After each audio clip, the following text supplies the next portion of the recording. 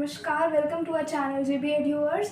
So as you know, we have completed our 2 lectures of the same chapter, chemical reaction and equations, and now we are moving forward to the lecture 3.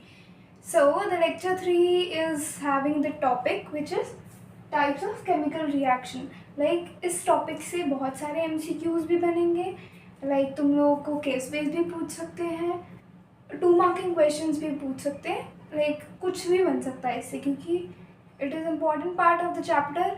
तो like हम इसको अच्छे से करेंगे. तो let's move towards the first type of chemical reaction.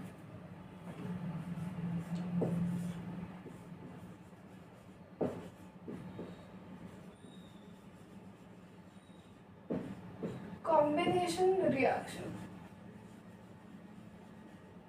What is combination reaction? Like combination हम किसको बोलते हैं? Like एक हमारे पास ब्लर इमेज होनी चाहिए कॉम्बिनेशन. एक हम इंग्लिश तो पढ़ते ही हैं, तो लाइक एग्जाम में तुम भूल रहे हो भाई कॉम्बिनेशन क्या होता है. कॉम्बिनेशन क्या होता है? कॉम्बिनेशन होता है किसी भी दो चीज़ों को मिला के हम कुछ बना रहे हैं, इसे हम कॉम्बिनेशन कहते हैं. तुम लोग को पूछेंगे सब्जेक्ट कॉम्बिनेशन क्या है, तुम जब 11th-12th में आओगे तुमसे सब लोग यही सवाल करेंगे कि what is your subject combination. तो combination means like which subjects you are having combined. तो इसमें भी यही है. कॉम्बिनेशन में क्या है? कुछ तो कंबाइन हो रहा है. क्या कंबाइन हो रहा है? ऑब्वियसली बात है, रिएक्शन टू प्लेस हो रही है तो एलिमेंट्स ही कंबाइन हो रहे होंगे. When 2 or more than 2 elements react and to form a single element, single compound, है ना. When 2 or more than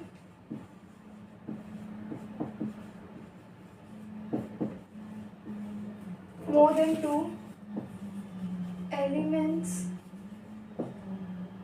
are combined to form a single compound. Okay, this is the this is combination reaction. Okay, so like इसका example एक reaction देती हूँ मैं.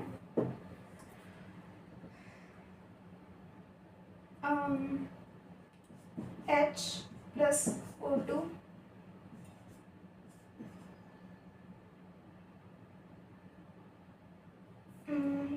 H plus O2 H2O 2H 2 लगा दिया, 4 हो गया, 4 हो गया. ओके, सो ये पहला एग्जाम्पल है भाई, तुम लोग कर रहे हो इसको तो ये तो हमें आना ही चाहिए.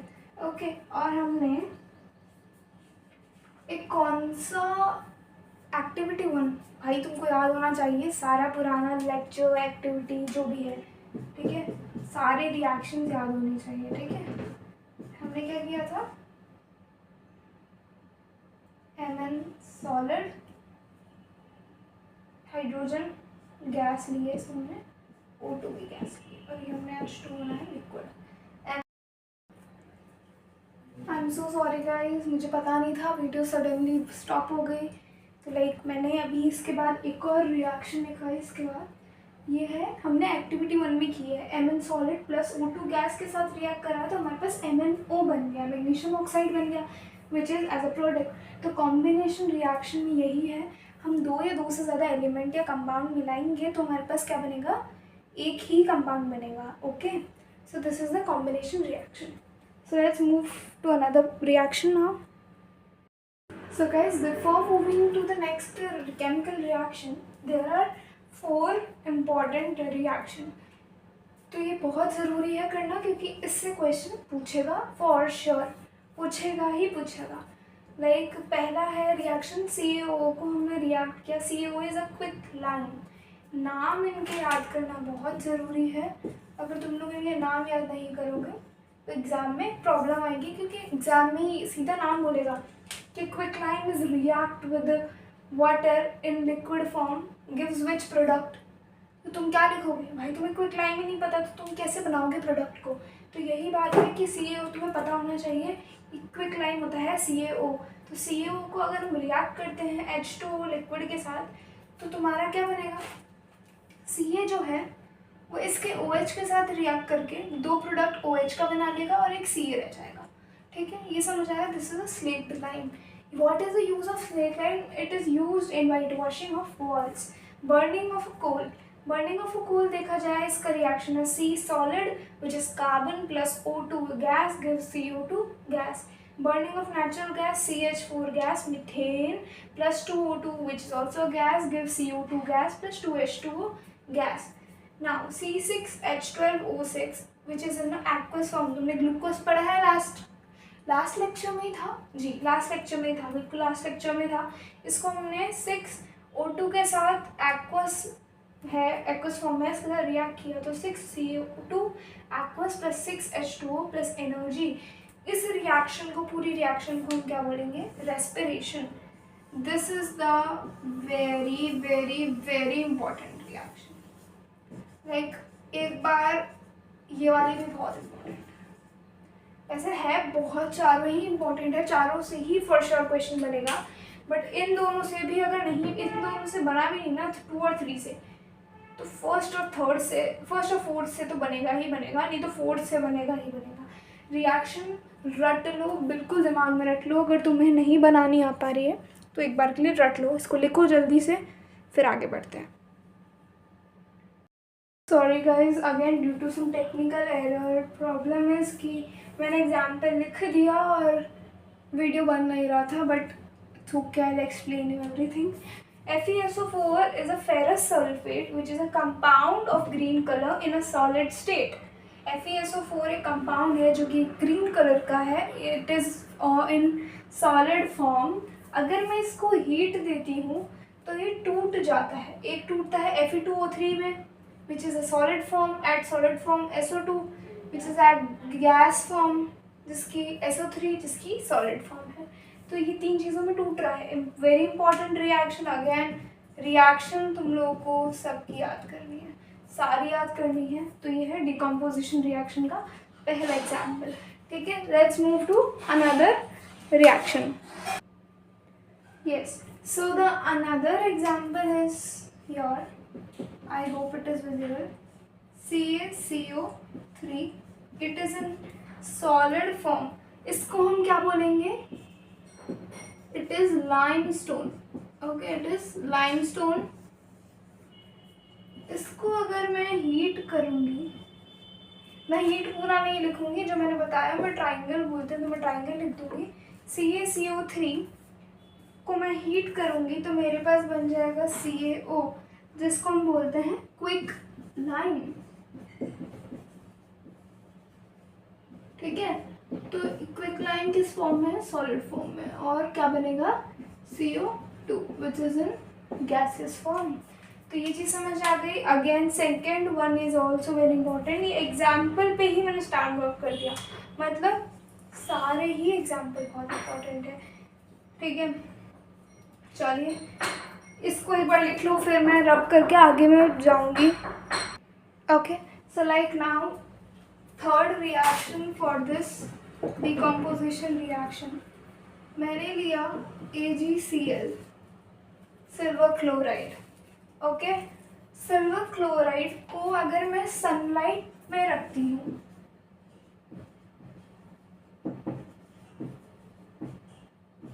सॉलिड फॉर्म में अगर मैं इसको सनलाइट में रखती हूँ तो एक मेरा बनेगा Ag which is solid form plus Cl2, 2 है इधर 2 लगा दिया, इधर 2 लगा दिया। Cl2 भी सॉलिड ही बनेगा यार, है ना। Cl2 गैस में आ रहा है, sorry, Cl2 is in gaseous form. ठीक है, तो ये इससे हमें क्या सीखने को मिलता है कि जो सिल्वर क्लोराइड है ना, जैसे ही मैं इसको धूप में रखूँगी तो ये सिल्वर कलर का हो जाएगा, मतलब हमको सिल्वर मिल रहा है और एक क्लोरीन मिल रहा है, क्लोरीन गैस मिल रही है। तो this is a very important reaction, again बहुत इंपॉर्टेंट रिएक्शन है। सेकेंड रिएक्शन पे चलते हैं। AgBr सॉलिड फॉर्म में है, इसको मैंने सनलाइट, इसको मैंने लाइट दी, इसको मैंने क्या दी, सनलाइट दी। मेरे पास क्या बना, Ag plus Br2, 2Ag plus Br।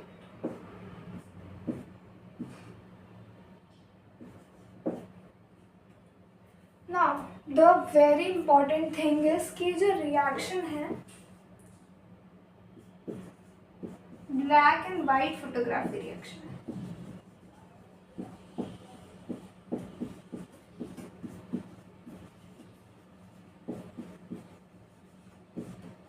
Used in black and white photography.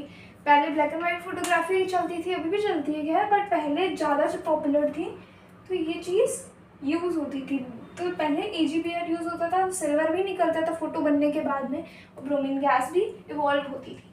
तो this is the reaction of white and black and white photography. Very very very important. ये पूछेगा नहीं पूछेगा, ये दो। यस तो अब हम आगे बढ़ रहे हैं डिस्प्लेसमेंट रिएक्शन की तरफ। तो गाइस इसमें है क्या, सबसे पहले ये वेरी इंपॉर्टेंट थिंग जो मैंने यहाँ लिखी है, विच इज रिएक्टिविटी सीरीज।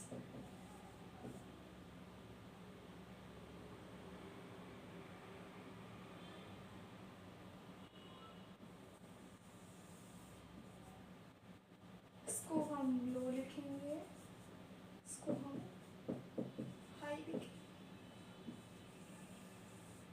ठीक है। तो अब ये चीज़ आप लिख लीजिए। अब मैं आपको बता देती हूँ कि क्या हुआ इसमें। काशीनाथ का माली आलू कबाब ज़रा फीका सुंदर पकाता है। ये हमें याद करना है, मतलब potassium Na, calcium Mg, aluminium, carbon, zinc, ferrous SnPbH, ये एलिमेंट्स है पीरियोडिक टेबल के।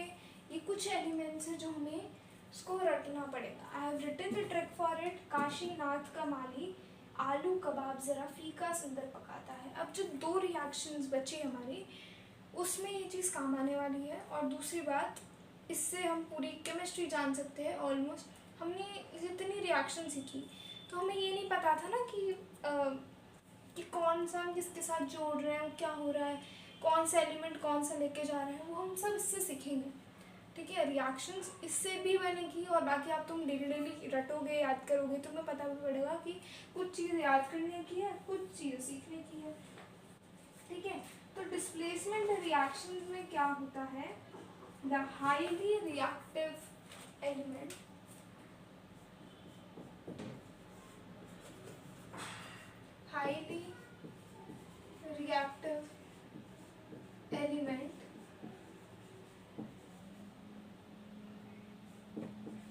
or a metal displaces less reactive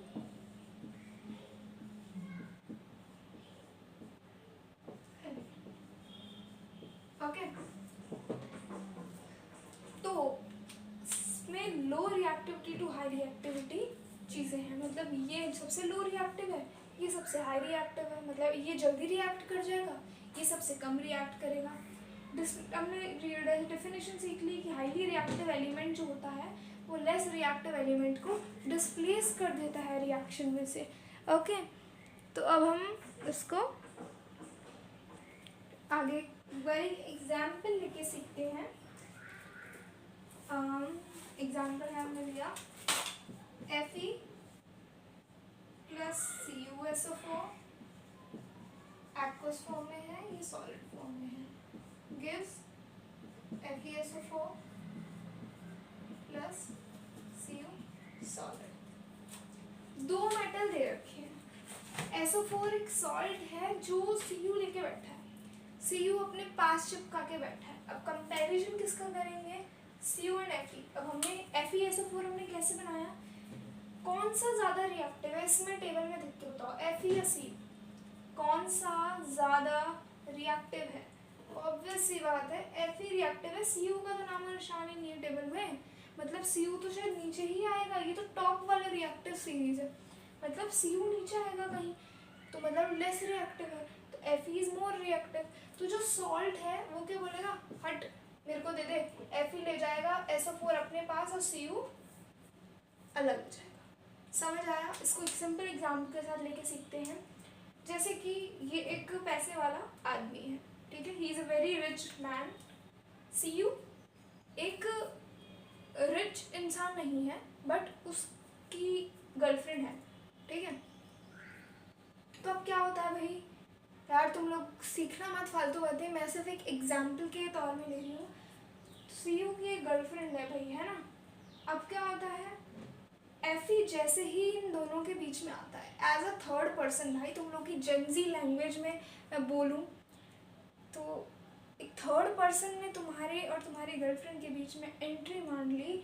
ऐसे ही Fe ने Cu SO4 के बीच में एंट्री मान ली, तो SO4 क्या बोलेगी, अरे यार Fe के पास ज़्यादा पैसा है, रिएक्टिव है, मतलब अट्रैक्टिव है। तुम लोग के जीवन में आजकल क्या होता है, यार उसका ज़्यादा पैसा है, तुम स्विच मार लोगे।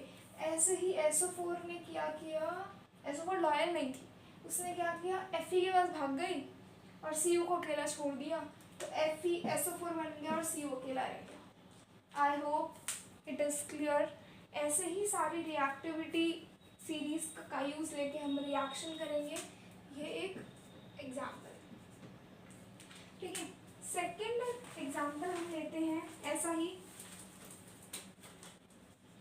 Zn solid plus CuSO4 aqueous give me ZnSO4 aqueous plus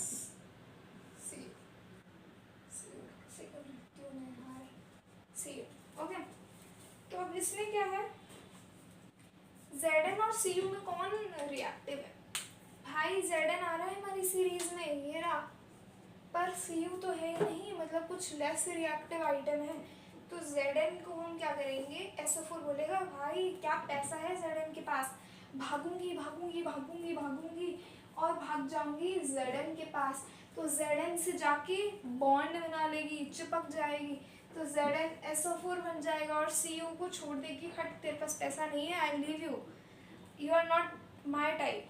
तो इसने Cu को छोड़ दिया, बेचारा अकेला रह गया और ऐसे Zn SO4 के साथ रिएक्ट कर गया। मतलब zinc react with CuSO4 which is copper sulfate and it gives zinc sulfate plus copper in solid form।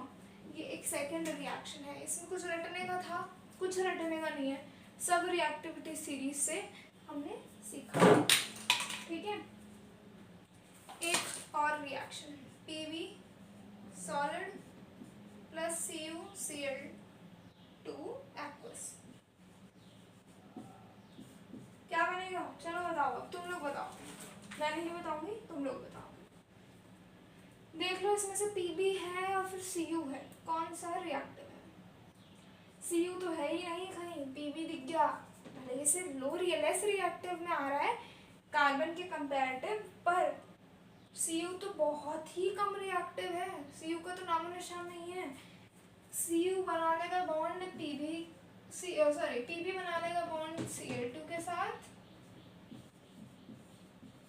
है Pb बना लेगा ना, क्या कर रही हूँ मैं, Pb बना लेगा बॉन्ड Cl2 के साथ और Cu बेचारे को अकेला छोड़ देगा। Pb aqueous है, ओ सॉरी ये सॉलिड है एंड ये aqueous है।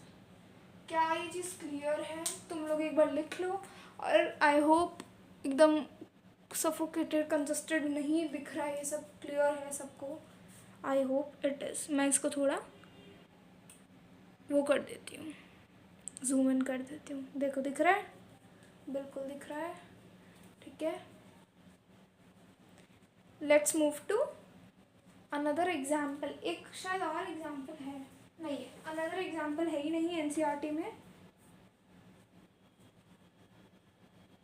अब एग्जाम्पल तो नहीं है,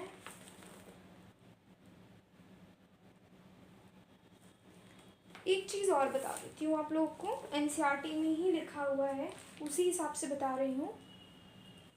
जो हमने ये बनाया ना, Fe plus CuSO4 gives FeSO4 plus Cu।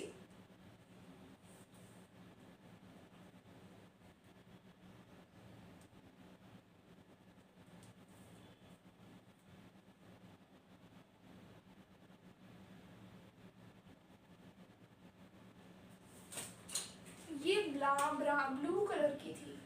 Copper sulphate कौन से कलर का था? ब्लू कलर का था। और आयरन पे कोई कलर नहीं चढ़ा हुआ था, बट जैसे ही इसने सल्फेट के साथ रिएक्ट किया ये ब्राउनिश कलर की हो गई और कॉपर सल्फेट का कलर फेड हो गया, मतलब कॉपर फेड हो गया, क्योंकि अकेला रह गया, इसका जीवन एकदम फेड एकदम रूखा सूखा हो गया। तो यही चीज़ हमने इधर सीखी। Okay, iron has, listen me very carefully, I am speaking the note line from the NCERT. Iron has displayed or removed another element, copper, from copper sulfate solution. This reaction is known as displacement reactions. इसमें क्या हुआ कि highly reactive metal which is iron has displaced the copper from copper sulfate solution to form iron sulfate. Okay, and और तो कुछ है नहीं भाई। ठीक है, आगे बढ़ते हैं डबल डिस्प्लेसमेंट रिएक्शन की तरफ। लिख लिया, आई होप सबने लिख लिया। आगे बढ़ते हैं डबल डिस्प्लेसमेंट की तरफ। आई एम सॉरी, हम डबल डिस्प्लेसमेंट की तरफ आ चुके हैं। अब कुछ लोगों को ना यार ऐसा लग रहा है, क्योंकि नई चीज़ ऑब्वियसली कुछ लोगों को थोड़ा कम समझ आ रही होगी, बट हार्ड नहीं है उतना। चैप्टर को तुम एक दो बार गो थ्रू करोगे ना, फॉर श्योर इसमें तुम मचा सकते हो एकदम बढ़िया वाला। बहुत इजी चैप्टर है, कुछ भी नहीं है इस चैप्टर में। इवन पूरी 10th की साइंस ही बहुत इजी है। ये मैं मेरे पर्सनल एक्सपीरियंस के हिसाब से बता रही हूँ। I was an average student, but science ने मेरा स्कोर काफ़ी आगे बढ़ाया, तो तुम्हारा साइंस स्कोर बढ़ा सकता है 10th में। तो ये चीज़ को बहुत अच्छे से ध्यान रखना। और अब बढ़ते हैं डबल डिस्प्लेसमेंट की तरफ। अब डिस्प्लेसमेंट क्या हो रहा था? डिस्प्लेसमेंट वर्ड हमें समझ आ गया, हाईली लो रिएक्टिव मेटल को डिस्प्लेस कर रहा था। बट डबल डिस्प्लेसमेंट है, मतलब दौड़ ढोल के काम हो रहा है, दो लोग डिस्प्लेस कर रहे हैं आपस में। मतलब चलिए एक एग्जाम्पल से सीखते हैं। Na2SO4, एक रिएक्शन लिखती हूँ एनसीईआरटी की। Na2SO4 एक्वस फॉर्म में है, react with BaCl2 in aqueous form gives BaSO4 plus NaCl.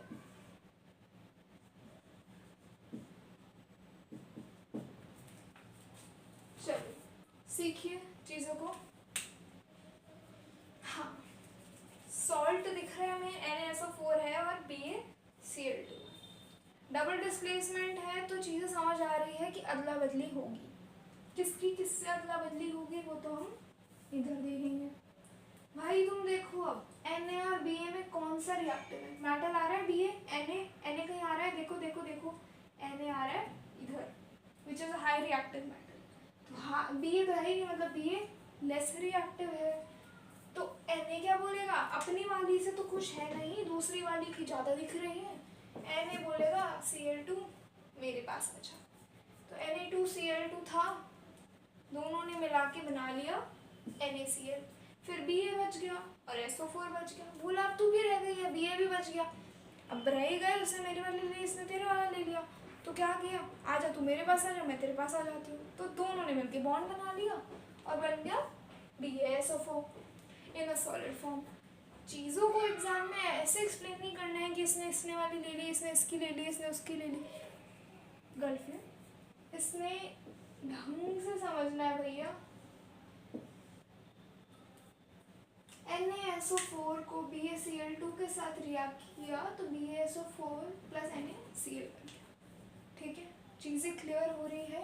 Na was high reactive than Ba.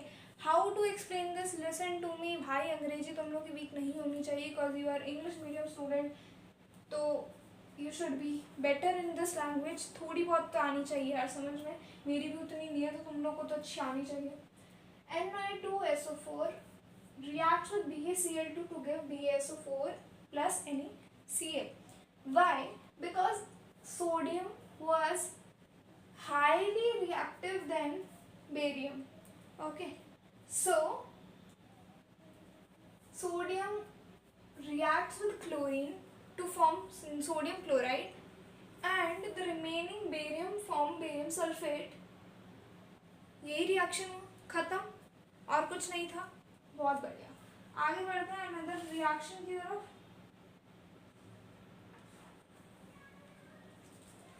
अगर रिएक्शन ही नहीं है भाई, कुछ रिएक्शन ही नहीं बचा, ठीक है। अब तो ऑक्सीडेशन रिडक्शन है। चलिए भाई, आज का लेक्चर इधर ही खत्म करते हैं, क्योंकि फिर दो चीज़ें बचेगी, ऑक्सीडेशन रिडक्शन, कोरोजन एंड रेसिडिव। इसको हम अगले लेक्चर में करेंगे। तो अभी इसको मैं रिकैप बता देती हूँ। रिकैप एक बार फटाक से बताऊंगी। रिकैप, रिएक्शन सारी याद करनी ही पड़ेगी, बिना रिएक्शन याद किए वेस्ट है पूरी chemistry. Chemistry is all about reactions, तो तुमको रिएक्शंस करना ही पड़ेगा, ठीक है। रिकैप, पहला चीज़ हमने क्या सीखी? Combination reaction. कॉम्बिनेशन रिएक्शन हमने क्या सीखा कि दो एलिमेंट बन के एक सिंगल एलिमेंट बनाना था। रिएक्शन सीखी हमने बहुत सारी। फिर कॉम्बिनेशन के बाद हमने सीखा डिकॉम्पोजिशन। डिकॉम्पोजिशन में क्या था कि एक टूट के और चीज़ों में बन रहा था, मतलब एक टूट के छोटे छोटे एलिमेंट्स या छोटे छोटे कंपाउंड्स बन रहे थे, उसके ही टूट के। फिर हम आए डिस्प्लेसमेंट पे, बहुत सारी रिएक्शन की है। आज का lecture very very very important guys, पूरा ढंग से देखना, नहीं आ रहा है वापस देखना, 2 बार देखना, 3 बार देखना, नोट्स बनाना। डिस्प्लेसमेंट के बाद हम आए, डिस्प्लेसमेंट में हमने क्या सीखा कि highly reactive metal displaces the less reactive metal. मतलब ये हाईली है बी और सी, तो ए ले गया सी को प्लस बी अकेला ले गया। फिर डबल डिस्प्लेसमेंट पे आता है। डबल डिस्प्लेसमेंट में हमने क्या सीखा कि ए के पास छोटा बी था और सी के पास छोटा डी था, छोटा सी के पास छोटा डी था। तो ए बोला मुझे डी दे दे, सी बोला मुझे बी दे दे। डबल डिस्प्लेसमेंट हो गई, ये चीज़ समझ आ गई। इसमें 2 लोगों ने डिस्प्लेस किया, इसमें 1 लोगों ने डिस्प्लेस किया। यही चीज़ हमने सीखी है आज पूरे लेक्चर में, और उसके अलावा कुछ नहीं सीखा है। बस द थिंग इज़ कि रिएक्शन को तुम लोगों को ढंग से याद करना पड़ेगा, समझना पड़ेगा। रट सकते हो रट लो, नहीं मैं यही सजेस्ट करूँगी, इसको समझ समझ के याद करोगे तो लंबे टाइम तक याद रहेगा। समझ के नहीं करोगे, सिर्फ रटोगे, तो आई थिंक तुम 1 या 2 महीने में भूल जाओगे। और रिएक्टिविटी सीरीज़ को याद कर लीजिए, very very very important for the whole chemistry. Okay, बाकी इतना ही था हमारा आज का लेक्चर। अब मैं एक बार साइड हट जाऊँ, सब दिख रहा है? ओके, चलिए। I hope the lecture is useful for you. तुम लोगों ने आज से लेक्चर से सीखा होगा। मेहनत करिए, पढ़ाई करिए और चीज़ों को समझिए और अच्छे तरीके से, for the more better clarity notes बनाइए। और हाँ, very very very important thing मैंने बतानी है कि मैं टेलीग्राम पे अब कुछ टाइम बाद से 1-2 दिन में ही जो भी मैं लेक्चर लूँगी उसके नोट्स बना के तुम लोग को पेन पेपर पर नोट्स बनाऊँगी, तो तुम अपने फ्रेंड्स को भी शेयर कर सकते हो। और मैं बोर्ड वाला नोट्स नहीं दूंगी, मैं पेन पेपर पे बना के अपने हाथ से, तो तुम एग्ज़ाम के लिए उससे पढ़ सकते हो और फॉर श्योर तुम्हारे उससे मार्क्स आएंगे ही आएंगे, ठीक है। बहुत अच्छे नोट्स होंगे उसको। पर देखो, सेल्फ मेड नोट्स की तुम किसी से कंपैरिजन नहीं कर सकते हो। क्लास में जो पढ़ाती हूँ उसका नोट्स बनाइए, और उसके अलावा जो टेलीग्राम पे मैं भेजूँगी वो तुम लोग की फॉर रेफरेंस, क्या तुम्हारे क्लास नोट्स के अलावा जो तुम्हारा सेल्फ मेड नोट बना रहे हो या फिर जो तुमको मैं भेज रही हूँ, क्या इसमें कुछ एक्स्ट्रा है, तुम एक बार तीनों को टैली कर लो कि क्या क्या है इसमें डिफरेंस, या कुछ डिफरेंस है कि नहीं है। तो बेटर, अगर तुम क्लास में नहीं कर पा रहे हो फॉर सम रीज़न, तो तुमको मैं टेलीग्राम पे भेजूँगी, बट उसको कॉपी में लिखना ज़रूरी है। So I hope you learn something and practice your lecture 1, lecture 2, lecture 3 अब अपलोड हो जाएगा इसका, मैं ठीक है, ये मैं अपने कर लिया lecture 3। प्रैक्टिस करो भाई, जितनी प्रैक्टिस करोगे उतना तुम्हारे लिए यूज़फुल होगा। Thank you so much everyone, best of luck, God bless you.